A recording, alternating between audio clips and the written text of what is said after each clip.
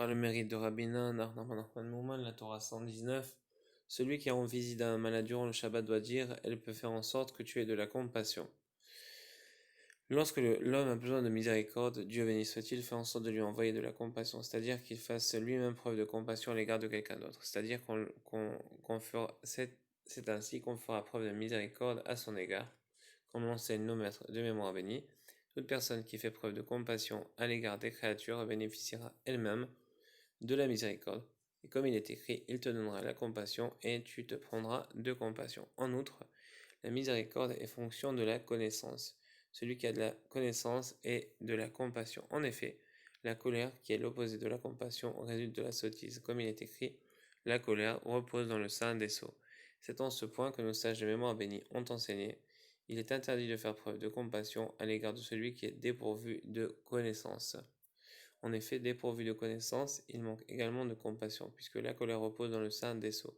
C'est pourquoi il est défendu de le prendre en pitié. Mais d'autre part, toute personne qui fait preuve de compassion bénéficiera-t-elle de miséricorde. Seulement, s'il manque de compassion, il est interdit d'en faire preuve à son égard.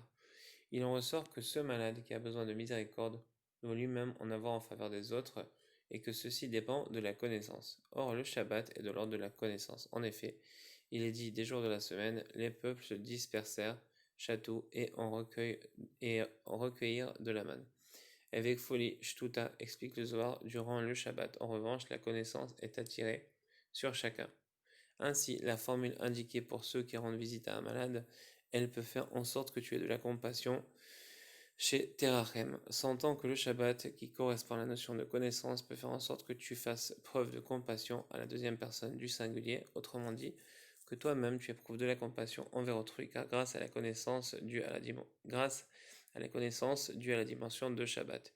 Et puisque tu te montreras toi-même miséricordieux, assurément on sera miséricordieux sur toi du ciel, car toute personne qui fait preuve de compassion à l'égard des autres créatures, alors on a de la compassion sur elle.